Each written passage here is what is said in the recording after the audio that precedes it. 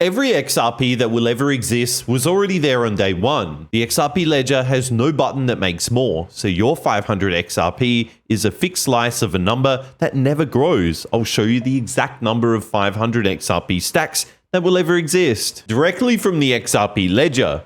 The XRP Ledger was built over 2011, early 2012 by Jed McCaleb, Arthur Brito, and David Schwartz. At the time of its creation, there were 100 billion XRP. In September 2012, Jed and Arthur, along with Chris Larsen, formed Ripple, the company called OpenCoin Inc. at the time, and decided to gift 80 billion XRP to Ripple in exchange for Ripple developing on the XRP Ledger. Since then, the company has regularly sold XRP. In 2017, the company placed 55 billion XRP in escrow to ensure that the amount entering the general supply grows predictably for the foreseeable future. Ripple's XRP market performance sites reports how much XRP the company has available and locked in escrow at present. Nobody voted on that figure and nobody can revisit it. This is your XRP news desk. Bitcoin hands out new coins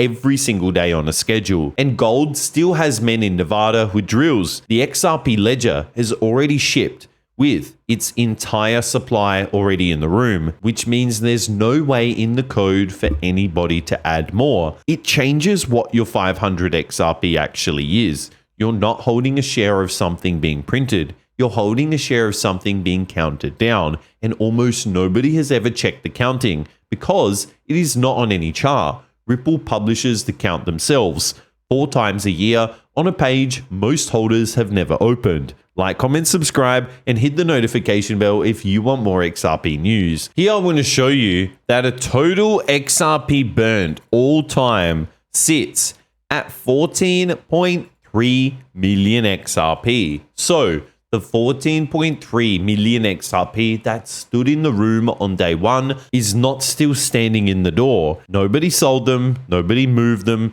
to a colder wallet. Selling and moving cannot change a total. Something took them off the number, and no line item anywhere puts them back. That is the direction this thing travels, and it only goes one way.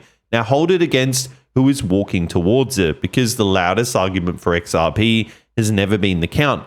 It has been the traffic, and Brad Garlinghouse, who runs Ripple, has been explaining who finally got a door they never had. Listen for whose money he names, and then remember the number underneath. It cannot move up to meet anybody. One is, for the longest time, institutional investors primarily trading on Wall Street, really haven't been able to access crypto directly.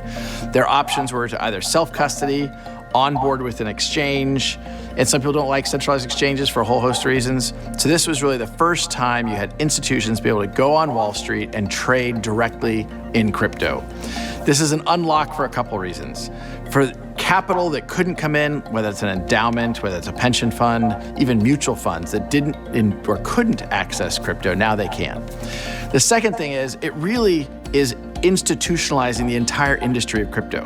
I think it should be no surprise that the Bitcoin ETF was the fastest ETF ever to get to $1 billion in assets. I think it passed 10 billion in assets faster than anyone as well. And today I think we'll eventually close in on the gold ETF, and that's in 1 minute. Money that was walled off from this for a decade finally got a door, and that door is a pipe that buys, never press that prints. A fund arriving here has to take XRP off somebody who already holds some, because there is nowhere else for it to come from. That is what a fixed count does to demand. On most networks, more users means more coins. Here, it means the same coins changing hands faster on a shelf that never restocks. That tape is back from 2025, so the door has been open for over a year, and the number underneath it has not moved up a single unit in that time. It never will. Now here is the mechanism nobody explains, and it's what actually surprised me. The XRP Ledger does not only refuse to make more, it removes some every few seconds, and the people who built it wrote down why. Directly from the XRP Ledger, we can see the transaction cost, sometimes called the transaction fee, is a minuscule amount of XRP destroyed to send a transaction. This cost scales with the load of the network, which protects the peer-to-peer network from spam. And there's also that reserve requirement of 1 XRP that the account must hold at all times. So the fee is not a payment. It is a subtraction. On Bitcoin, a fee lands to a miner's wallet. On your card, it lands to a bank. Here, it lands nowhere. It leaves your balance and joins no other balance. And the world's total is a fraction smaller than it was a second ago. It is tiny per transaction, deliberately, but it happens on every single transaction on the XRP Ledger ever settled. And there is no counter move, no top up, no emergency vote could put any of this back, which raises the obvious objection. And I want to meet it head on. If validators can set up the fee, could they not set the count too? The answer is on the XRP Ledger's own voting page, and it is narrower than most people assume. So they get a vote on the price of using the thing. They do not get the vote on how much of the thing there is. Scroll that list with me, and the count is simply absent.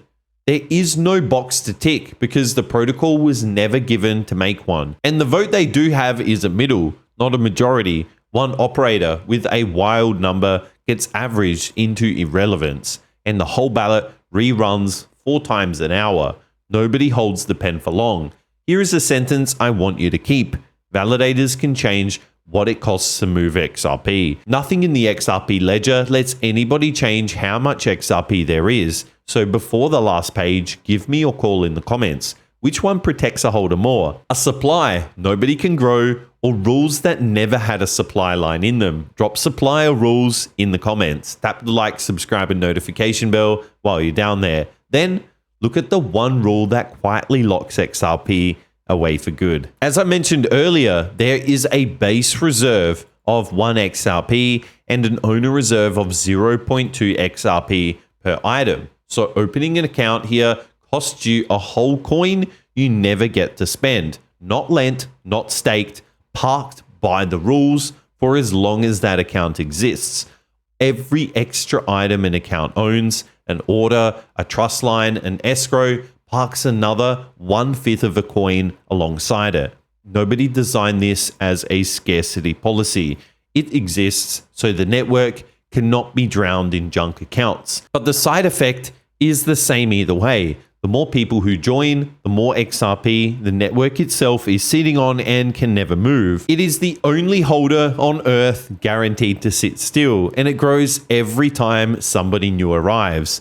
That is 3 locks now, and not one of them has a key. The count fixed on day 1, the fee that removes a little bit forever, and a seat every account has to pay for. So here is what that means for you. Start with what the whole supply divides into. Split every XRP that will ever exist into stacks of 500, and you'll get about 199 million of them. That is the planet's entire allowance. 199 million seats of 500 XRP. For more than 8 billion people, roughly 1 seat for every 40 of us alive. I want you to sit with that because you already sit in one of them. The point is the rule, not the tape. 500 XRP at $1 is $500. At $5, it's $2,500. At $10, that's $5,000. Every single one of those is a bet on the price. Not one is a bet on the supply, because the supply is already answered. I'm not putting a date on this because nobody truthfully can. Here is the range and what happens for each step. $3 to $5 while real assets keep arriving on the XRP Ledger and the count keeps drifting. $8 to $30 once the money that finally got a door is buying in size. Past that, if a network can actually inflate to become the one banks build their plumbing on. Those are conditions, none of them is a promise. What needs no condition at all is the count, and that part was settled in your favor on day 1. Tomorrow, I'm taking the other side of this. What a bank actually has to do to start using XRP. Start to finish. Like, comment, subscribe, hit the notification bell, stack facts, not fear, and I'll see you in tomorrow's video.